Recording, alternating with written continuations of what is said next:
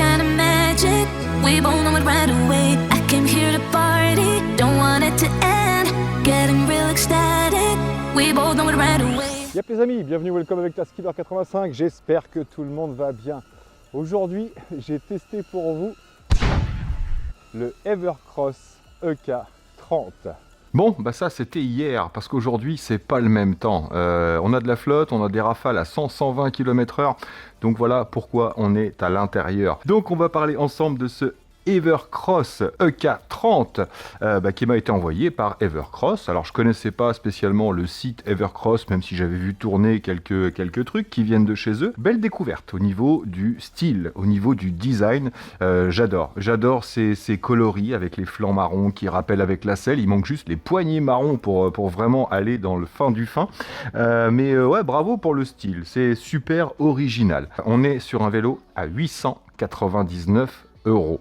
Que ce soit sur le site Evercross ou sur le site Amazon. C'est pas vraiment un vélo, hein, vous le savez, on est plus sur style petite moto café racer, mais bon, on a l'habitude de les voir maintenant.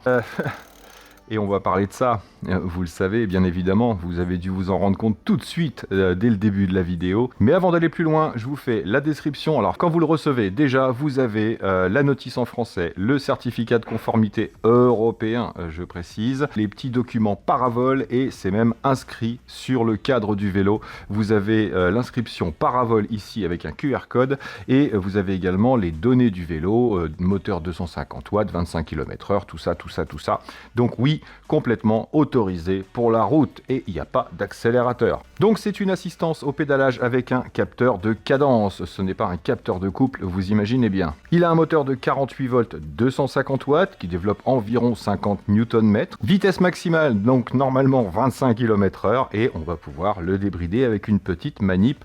Vous verrez ça bien sûr à la fin de la vidéo comme d'habitude, les paramètres du compteur et le montage en photo vidéo. Donc on va pouvoir grimper avec ce petit moteur des côtes de 10 à 15% sans problème, surtout si vous l'aidez un petit peu. On est sur la même catégorie autonomie, poids, puissance que le dernier qu'on avait vu. Et c'est vrai que les performances sont les mêmes. Niveau motorisation, je parle. La batterie fait 48 volts, 15 ampères, 720 Wh. Il a un contrôleur de 20-21 ampères, donc on va pouvoir augmenter. Il est sur 12 ampères à la base, on va pouvoir augmenter un petit peu. Mais plus vous mettrez d'ampérage, bien sûr, moins vous aurez d'autonomie.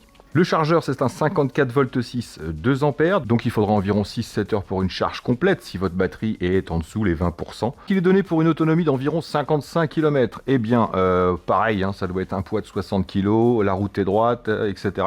Assistance 1. Moi, perso, j'ai réussi à faire 39 km en oscillant entre l'assistance 2 et l'assistance 3. 39 km pour mes 80 kg.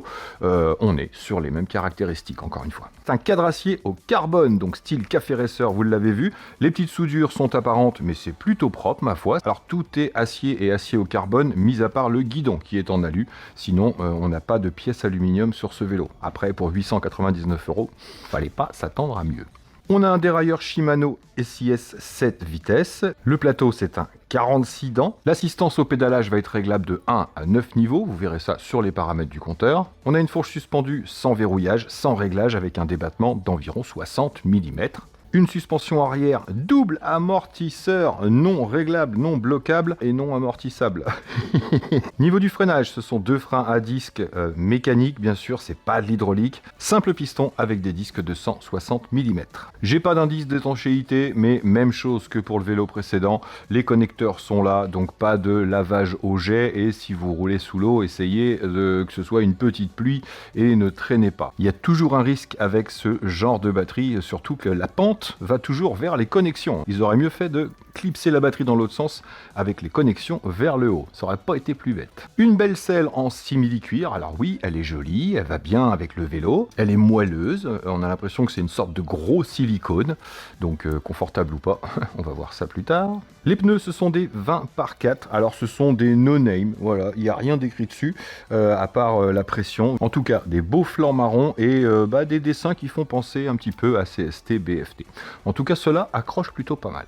On a un phare LED à l'avant qui éclaire plutôt bien, c'est le même que sur le vélo précédent, et un feu arrière super joli, qui marche bien, et un feu stop pareil, qui claque vraiment bien. Guidon en alu style BMX, vous l'avez vu, donc réglable d'avant en arrière pour pouvoir ajuster sa position. Et dessus, on a des poignées en caoutchouc plutôt durs, un shifter au pouce Shimano, vous le connaissez celui-là, un compteur LCD couleur avec une prise USB, bien sûr le commodo de commande et une petite sonnette mécanique.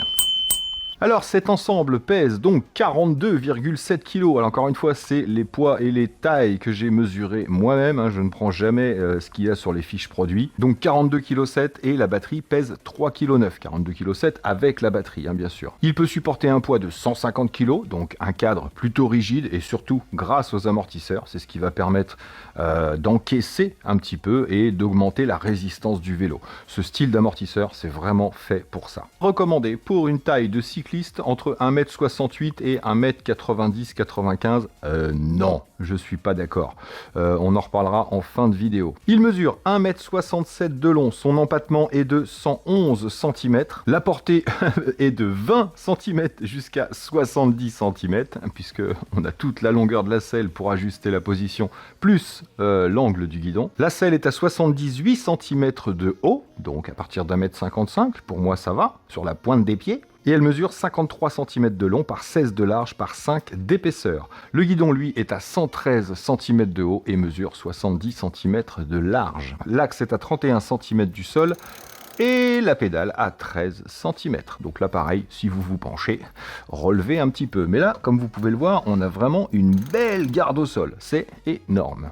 Et enfin, la dernière mesure, et pas des moindres, c'est la distance entre la pédale haute et le siège, et là on a 28 cm. Mouh j'ai envie de dire, ils n'ont pas suivi ma vidéo hein, sur le Fafreeze F20. Hein. Ouais, 28 cm, c'est vraiment court. Donc ouais, vous vous en doutez, pour le pédalage, il y a vraiment une taille limite à pas dépasser. Bref, je vous envoie la petite balade que j'ai fait hier. Je vais vous montrer tout ça, vous en saurez un petit peu plus, et on se retrouve ici même pour que je vous donne mon avis, et puis peut-être quelques petites améliorations, Mister Evercross. Allez, c'est parti. Ok, donc comme d'hab, on part, hop, au plus grand pignon et on essaye de pédaler. Mon Dieu que c'est difficile. Regardez la hauteur de mes jambes. Et pourtant j'ai ajusté le guidon au mieux possible. Mais ouais, ça remonte très très haut. 28 cm, je vous l'ai dit, c'est vraiment hyper court. Donc j'arrive à pédaler, bien sûr, mais c'est vraiment pas fifou. Et en plus, il est un peu lourd, hein. Donc ouais, on peut pédaler. Mais pour une fois, j'aimerais bien mesurer 1m60. Ça doit être beaucoup plus sympa. Allez, à 9 km/h, ça freine. Bon, ça au moins, c'est pas mal. Bon, bah, je pense qu'on va y mettre une assistance. Hein. Allez, ah, ça fait plaisir. Je vais pouvoir me mettre au maximum. Voilà. Donc, comme d'habitude, on teste la pignonnerie. Là, tout va bien. J'ai rien eu à régler à la sortie de boîte. Donc ça, c'est plutôt pas mal. Et les freins, c'est pareil. Ça frottait pas. C'était bien réglé. En parlant de la sortie de boîte, grosse boîte, hein, 50 kg grosso modo. Et il y a un petit peu de boulot avec les garde-boue à fixer. Quoique j'aime bien la fixation des garde-boue, c'est plutôt original. Bien sûr, je vous mets à la fin de la vidéo, comme d'habitude, les paramètres du compteur, importants pour celui-ci, ainsi que le montage en photo et vidéo. Alors, je mets Waze en route comme d'habitude pour le comparatif avec le compteur. Et on part en assistance 1. Celui-ci a 3 assistances. On peut en mettre 5 ou 9. Mais là, je suis resté sur 3. Donc, assistance 1, je pars du haut. Hop, et ça se déclenche. Il faut un demi-tour environ. Ouais, j'ai un bon petit coup au derche pour un moteur de 250 watts. Ça va. Assistance 1, 15 km/h. Et on est pareil sur le JAPS. Le compteur du vélo et Waze sont à peu près d'accord. Ça, c'est cool. Assistance 2. Hop là. Le petit coup de boost. Alors, c'est sûr que ouais, on n'est pas à l'aise pour pédaler. Hein, ça, c'est sûr. On est beaucoup trop bas dès qu'on fait plus d'1m65, j'ai envie de dire. Mais avec l'assistance, bon bah, c'est sûr que voilà. Là, on force plus. Hein. 19,8 km/h, 20 km/h en assistance 2. Et en assistance 3, on va se faire le petit tour de rond-point pour voir si les pédales touchent ou pas. On est bien à 25 et rapidement en plus. Je continue à pédaler. Ouais, bonne fréquence à 25 km/h quand même. Hein. Allez, comme d'hab, on s'arrête en bas de la côte de mon travail et on va faire en départ arrêté, sans élan. Donc c'est parti, je reste en assistance 3.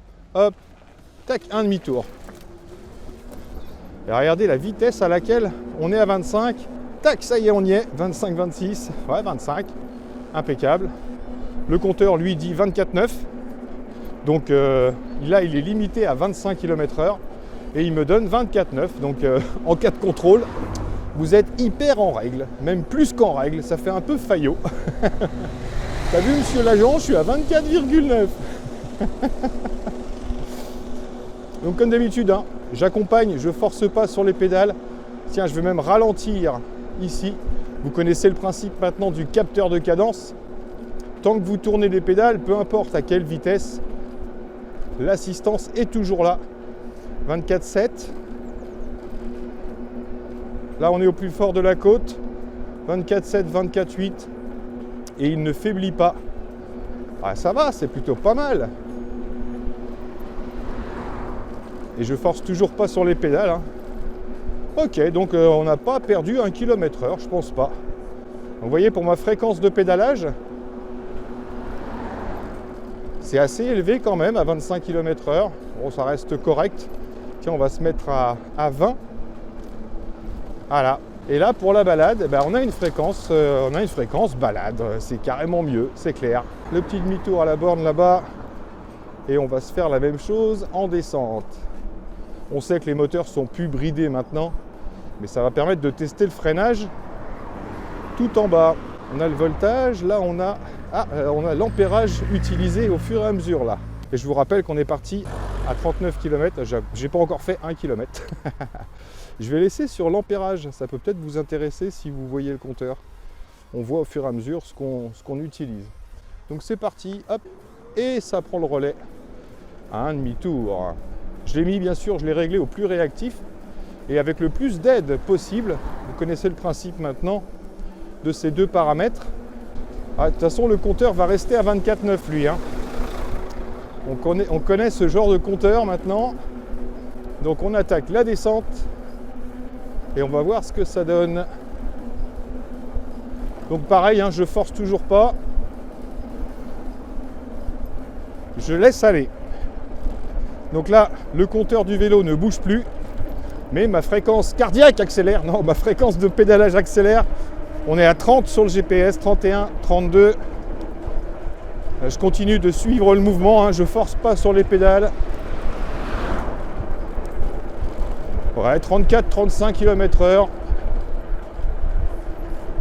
Ça marche. Alors, on va réduire pour arriver à 25. Et on va se faire le freinage à la petite bistouquette verte là-bas, comme d'habitude. Voilà, on est à 25. Attention. Go! Yo! Alors, 2 mètres. 2 mètres pour s'arrêter, c'est pas mal. Hein. C'est franchement pas mal. Donc, frein no name, mais pas non fonctionnel. Alors, sur d'autres vélos de ce type, je vous aurais parlé de la selle. Alors, je vais vous en parler hein, de la selle. Hein. Elle est fine. Hein. Elle est mousse compensée, assez raide et assez fine. Donc niveau confort, c'est pas la Bérésina, c'est clair. Après, je vous aurais dit, généralement, vu la largeur de la selle, ça frotte entre les cuisses, c'est super dérangeant. Et ben là, non. Pourquoi ? Parce que mes jambes ne descendent pas assez bas, tout simplement. Regardez, au plus bas, je suis ici, et ça m'aurait dérangé, je lâche la pédale, si ma jambe était descendue plus bas pour avoir le frottement. Là, comme mes jambes sont super hautes, bah, la selle gêne pas. Franchement, ça frotte pas. Après, quelqu'un qui va faire 1m60, 65, oui, il sera plus à l'aise pour pédaler, c'est sûr. Les genoux vont remonter beaucoup moins haut, il pourra forcer sur les pédales. Par contre, lui devrait avoir la gêne entre les jambes, j'imagine. En parlant confort, bon, on a un bon débattement sur la fourche, elle est difficile à claquer, si vous pourrez le voir ici. Voilà, j'arrive à l'emmener au bout, mais on n'a pas ce clac. On arrive sur un sur un espèce de, je sais pas, un cylindre bloc en caoutchouc, je pense. Mais on n'a pas le claque. Donc la fourche fonctionne bien. Par contre, l'amortisseur arrière, j'ai le même problème que sur le dernier que j'ai présenté. Tiens, je prends un trottoir, hop. Donc dans la main, c'est génial. On n'a pas de secousse. En plus, j'ai pas trop gonflé les pneus. Rappelez-vous, hein, les pneus de fat bike, c'est 20 PSI max, donc 1,4 kg au maximum. Si vous voulez ajouter du confort, mettez entre 900 et 1 kg. Par contre, si vous pesez 120 kg, n'hésitez pas à mettre vos 1,4 kg à l'intérieur. C'est beaucoup mieux. Adaptez la pression de vos pneus par rapport au terrain, mais aussi par rapport à votre poids. Donc ouais, je ne suis pas super à l'aise pour pédaler, c'est clair. Heureusement qu'il y a l'assistance. En assistance, vous le savez, on ne force pas sur les pédales, donc c'est beaucoup moins gênant. Donc par contre, j'aime beaucoup le guidon, ce guidon large BMX là qu'on peut ajuster en profondeur. L'équilibre est vraiment pas mal. Ouais, il se tient bien, sans souci. Je peux le diriger. Vous savez où on va là, hein? Bah oui, hein. On va des Bridou, hein, forcément. Hein. Ah, il y en a qui m'ont dit, c'est sympa les vélos dans le Jumpy pour aller visiter des coins, mais on n'a plus nos repères, les repères de ce que tu fais d'habitude. Bah ouais, mais bon, après, c'est surtout ce que je vais vous en dire qui est important. Vous savez que je fais toujours une batterie complète avant de vous faire le test, la balade avec vous. Donc, je l'ai fait, je le connais, je peux vous donner bien sûr toutes les infos dont vous aurez besoin. Mais c'est vrai que de changer un petit peu d'air, même pour moi, c'est plutôt sympa. Bon, l'air, c'est toujours l'air iodé de la Vendée. Hein. Le médecin m'a dit pas trop de sel. Je lui ai dit il faut que je déménage ou que j'arrête de respirer. Bon, on va arriver au stop. Ensuite, on va dans la côte de la Morquitubouille à Souze. Et puis, je vous montre comment ça se débride, bien sûr.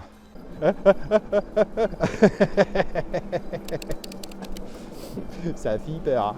Oh, par contre, il est stylish, hein, ce vélo. Hein. C'est clair. Hein. Quand vous passez, on vous remarque. Pareil, j'adore les garde-boue. Le style des garde-boue. Ah, est-ce qu'ils sont efficaces? Donc, assistance 3 grands pignons, c'est parti. Et regardez combien il y a d'ampérage. Moi, je ne pense jamais à regarder. Il faudra que je regarde sur la vidéo. Donc là, j'ai pensé à changer mon pignon. Ah, ça part mieux tout de suite. Allez, c'est parti. Alors, pneu no name. Oh là. Ah, il y a du bouillasse. Oh là là là là. Oh là là. Oh là là. Il faut que je change de rapport. Ah ouais, il galère là. Ça y est, ça repart. Ah là là. Et on arrive en haut à... Allez, 10-11 km/h à peu près. Ouais, ça glisse. Alors à un moment donné, il avançait plus. Enfin, il avançait plus. Il avançait beaucoup moins. Mais c'est pas que le moteur voulait pas. C'est que ça patinait. Il tournait dans la smoule. Ah, hop là, descente.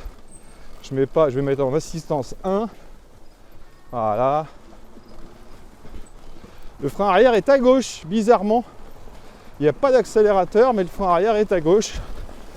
Alors c'est là qu'on va se rendre compte si les garde-boue fonctionnent. Oh là là, oh là là. Oh, ça drift. J'ai eu l'impression de descendre une pente enneigée. Verificazione. Ouais, j'ai un petit peu de bouillasse par là, des petites projections. Mais dans l'ensemble, les garde-boue font bien leur taf. Hein. C'est marrant, avec celui-ci, puis le double à l'arrière là. Et là, bah, j'ai quelques petites projections forcément entre les deux. Mais sinon, ça va. Et moi, un petit peu en bas du futal. Pas grand-chose. Ah, il y a un peu de crasse-pouille là par contre là. Ouais, là ça vient d'ici et ça projette comme ça là. On va peut-être mettre un truc là. C'est facile de mettre un truc là. On a toute la place pour mettre un... T'as vu? Un plexi. Là aussi, un plexi. Paf. Alors, comme d'habitude, on est sur le petit coin tranquille, on va débrider. Je maintiens plus et moins. Je vais à P8 ici. Et encore l'astuce qui tue, je monte à 67 km/h. Ils ont un truc, hein, les Chinois, avec le 67. C'est bizarre, mais c'est comme ça. Je valide. Pif. Donc là, on est au max. Allez, on va commencer en assistance 1 pour voir ce que ça donne. C'est parti. Tac, un demi-tour toujours. Assistance 1. 15 km/h. Bah écoutez, assistance 2, bah toujours 20 et 2 ampères. Assistance 3, et tout est dans l'assistance 3. Allez, hop, je pédale moins vite parce que si j'essaye de suivre la cadence, c'est la folie. 35, 36 au GPS, 37 au compteur. Ouais, 36 km/h. Et là, vous le savez, je suis en régulateur. Hein. Si j'essaye de suivre la cadence, ça fait ça. Hein. C'est ridicule, hein. Bon, bah 35-36 km/h. En mode débridé, ça suffit pour s'amuser un peu. Par contre, pour s'amuser un peu, malheureusement, il n'y a pas l'accélérateur. Et on s'amuse beaucoup moins sans l'accélérateur. Alors, est-ce qu'il est un peu plus péchu? Donc là, je pars d'en bas de la côte. Je pousse un peu, hop, et on prend le relais. Comme d'habitude, je pédale pas. Et j'arrive en haut, 15 sans problème. Par contre, super maniable encore une fois. On a un guidon qui tourne à environ 42 degrés. Il n'est pas tout à fait à 45 degrés. Donc ça va, on a vraiment une bonne maniabilité. Puis l'empattement étant super court, ça passe vraiment partout. Je ne vous l'ai pas dit, mais le guidon, les poignées sont semi-rigides, elles sont assez costauds, assez dures. Mais par contre, vu l'assise qu'on a, la position qu'on a dessus, on n'a pas du tout le poids sur l'avant. Il n'y a que si vous faites un peu sportif que vous aurez les mains dessus. Et là, ça risque d'être un peu dur si vous n'avez pas de l'intérieur des gants en gel. Mais sinon, là, avec l'assise, j'adore ce petit guidon. Franchement, c'est très sympa. Bon, on va se prendre les petits cailloux là-bas, histoire que vous voyez un peu les amortisseurs. Allez, c'est parti, je reste en assistance 1. Et je vous ai mis Mister Over X1 en mode slow motion pour que vous voyez les amortisseurs. La première descente, je vais la faire assis. Comme ça, vous allez voir que les amortisseurs arrière n'en branlent pas une. Voilà, là, ça tape. Ah, c'est violent. Hein? Bon, dans l'autre sens, cette fois-ci, je crois que je vais lever mon huc. Hein. Allez, c'est parti.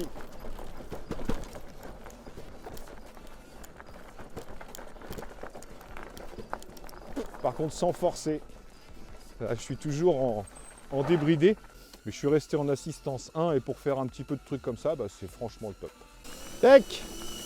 Allez, je vous mets le petit phare, histoire que vous voyez ce que ça donne en semi-journée. Allez, petite flaque d'eau, hein, ça fait plaisir. Hein. Ah ouais, apparemment, la flotte est bien partie sur les côtés. Vous voulez voir l'arrière? Allez, je vous montre l'arrière, ce que ça donne. Alors, vous voyez le petit feu arrière, on le voit pas mal. Hein, des petits coups de frein. Hop là! J'aime beaucoup ce petit feu arrière. Il lui manque que la parole. Non, que les clignotants en fait. Ah, ça tape le cul. Alors, on voit bien le feu stop ou pas? Allez, c'est reparti. Alors, je vous garantis pas qu'on fasse très longtemps en off-road. Hein, parce que ça tape derrière. Hein.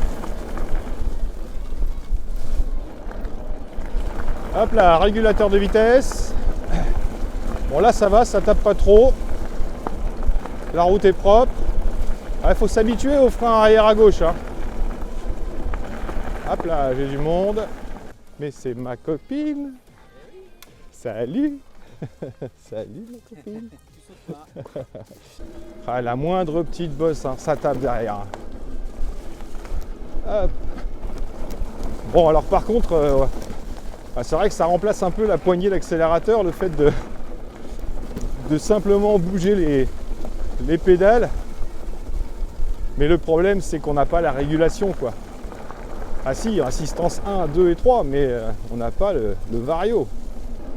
Alors, est-ce qu'on a une bonne réactivité là? Vous voyez, je suis à 25 km/h. Je pars du haut 21. Allez, hop. Ouais, un tour. Un tour à peu près. Je recommence. Un demi, un. Ouais, un tour et demi. Quand on est à 20-22 km/h pour relancer la machine.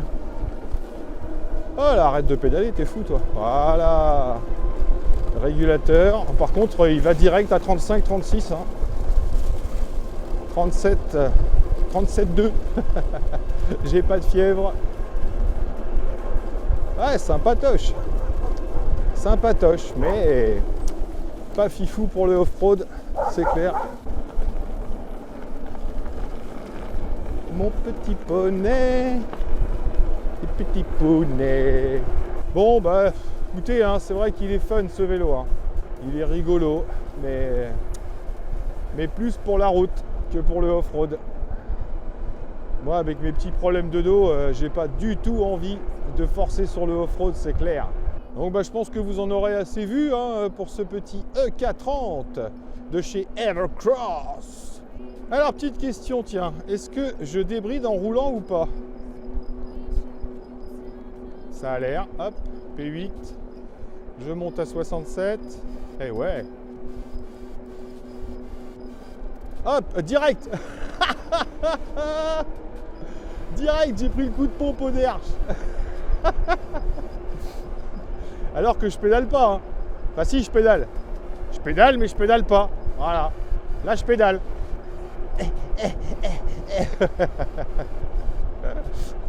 Donc on peut débrider et brider en roulant. Faut faire une petite manip, mais ça se fait. Donc ben voilà. Tiens, je consomme 9-10 ampères là. Alors que si je mets en assistance 2, ici, normalement c'est 20 km/h. Ouais, vous voyez là je consomme pratiquement rien, hein. C'est rigolo. Hein. Je remets en assistance 3, bam, c'est reparti. Et là je consomme. J'ai perdu une barre tout de suite, là, une barre de batterie. On a fait à peu près 10 bornes et je viens de perdre une barre de batterie. Parce que ouais, avec ce vélo là, si vous roulez en débridé et que vous pédalez pas, bah, petite batterie de 15 ampères encore une fois, hein. Vous allez la vider en pas longtemps. Allez, vous en savez assez pour ce petit EK30. On rentre à la maison et je vous donne mon avis et mes conclusions. Et on se pèlera le jonc comme au pays du Limousin. Et ça pèle. Ça marche pas les sous-vêtements. J'en mettrai plus. Hein, immense tété hein, qu'on fasse du vélo tout nu. Hein. Alors, j'espère que la petite balade vous aura plu. Comme d'habitude, on a vraiment eu de la chance avec la météo ce jour-là. Elle faisait un peu frisquette, mais on n'a pas pris de flotte, c'est déjà pas mal. Donc, qu'est-ce que je pense de ce petit Evercross EK30 ? J'ai ma petite fiche, bien évidemment. On va commencer par les moins. Dans les moins, vous vous en doutez, le pédalage. Pas plus d'1m70 si vous voulez être à l'aise pour pédaler. Surtout si vous voulez forcer un peu sur les pédales, mais même pas, j'ai envie de dire.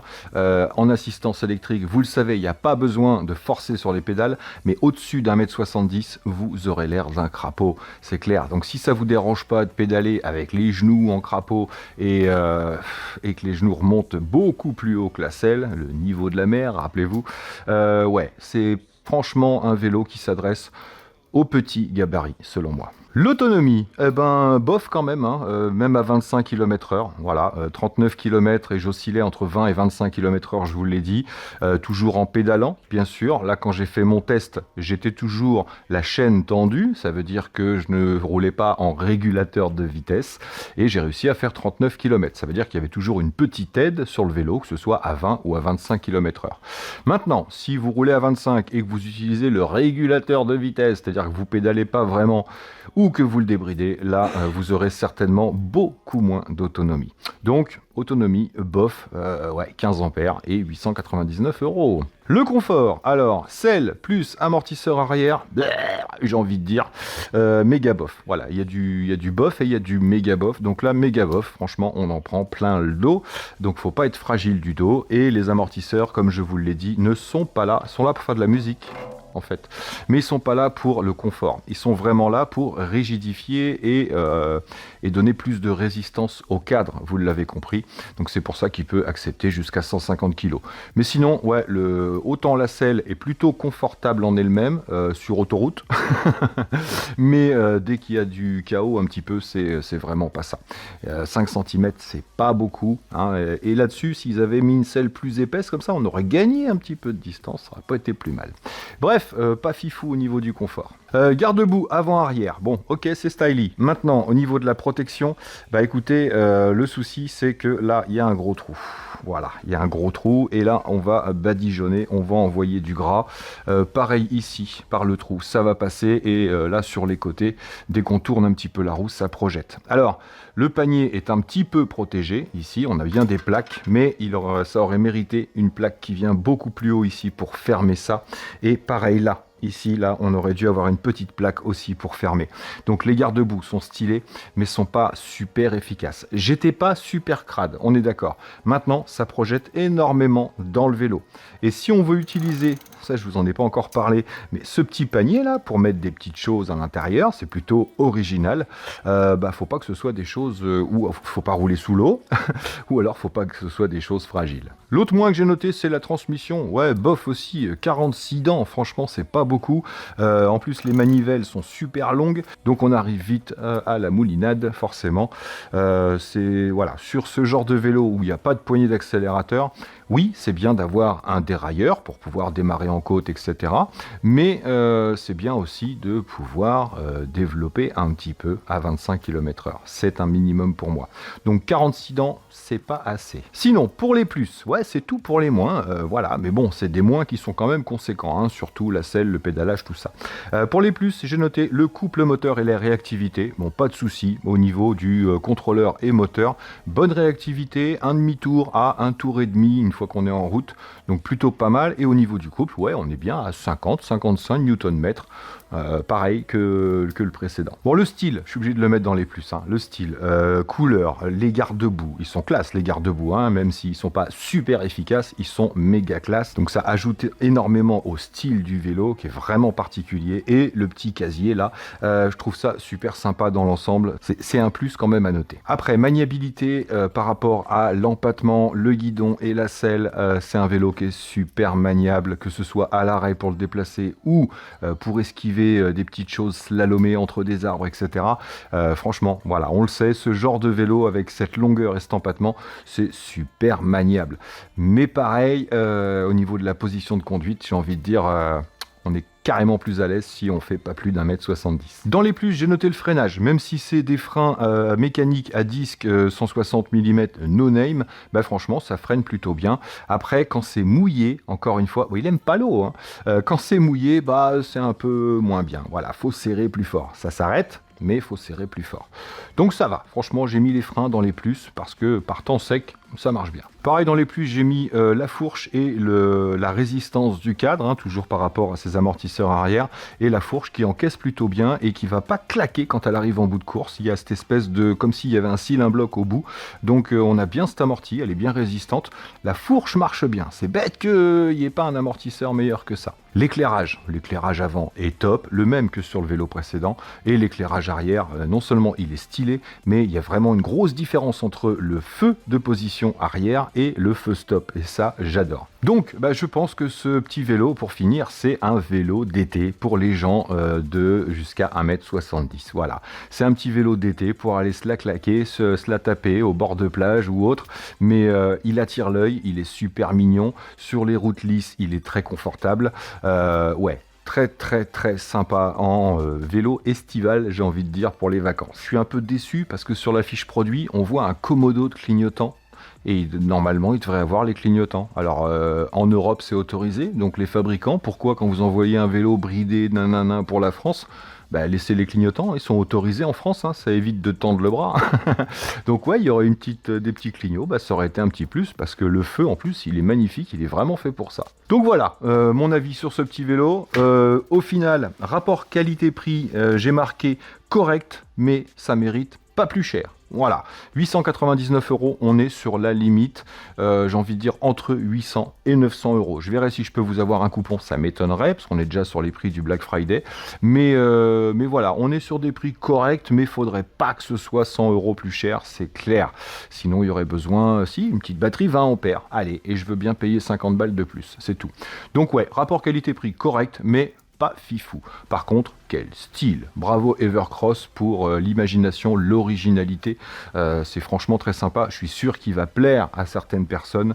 Rien que la fixation des garde-boue, le petit panier, etc. C'est vraiment un gros plus. Donc voilà les amis, faites-vous votre propre idée bien sûr, comme d'habitude par rapport à ce que je vous ai dit et ce que je vous ai montré. Et puis on se retrouve très bientôt, bien sûr. Un peu de spoil.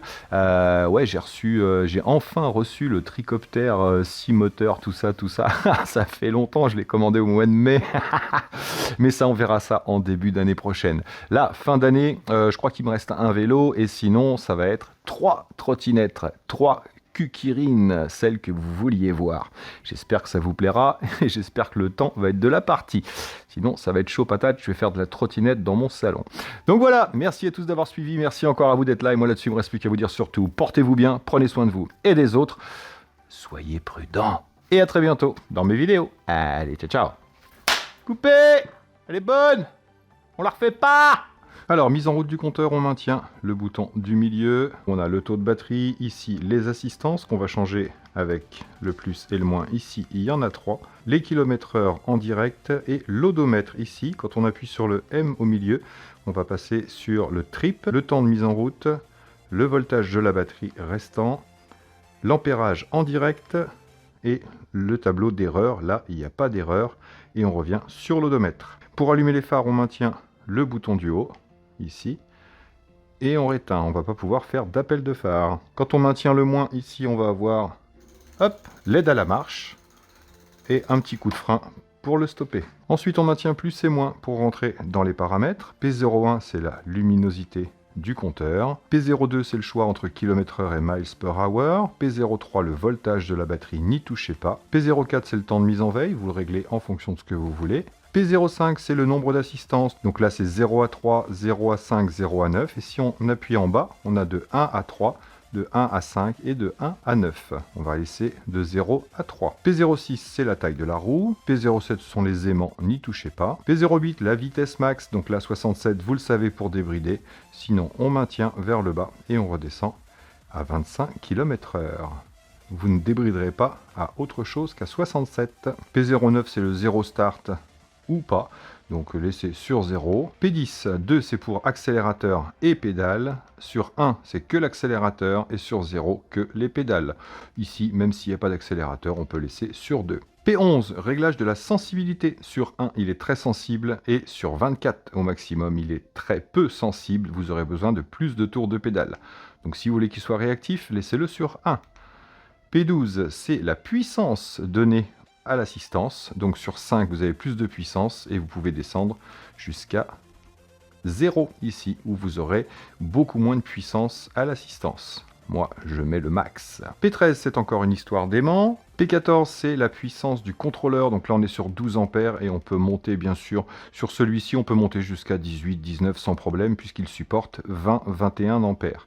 Là, je laisse sur 12 pour pas consommer de trop. On peut même baisser si on veut avoir un peu plus d'autonomie. P15, c'est le réglage par rapport au compteur. Donc là, si vous êtes bien réglé, laissez sur 100%. P16, je ne l'ai pas, mais on a le choix entre 0 et 1. À mon avis, ça doit être pour le régulateur de vitesse. Mais là, on n'a pas de poignée. P99, là, c'est pour restaurer les paramètres d'usine. Vous maintenez le plus ici pour revenir aux paramètres, tout simplement, si vous vous êtes trompé. Et enfin, odo, pareil, vous maintenez le plus ici pour remettre l'odomètre à 0. Et voilà, on a fait le tour du compteur. On remaintient plus et moins, ou on attend un peu pour ressortir.